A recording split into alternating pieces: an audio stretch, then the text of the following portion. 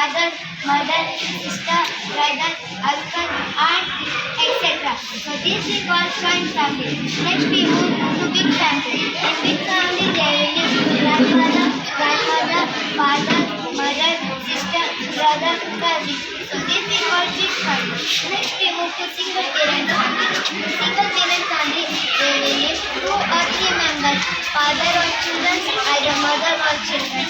So this we call single parent family. The last is nuclear family. In nuclear family there will be 4 or 3 members, father, mother, sister, brother. So these are the 4 types of family. Thank you.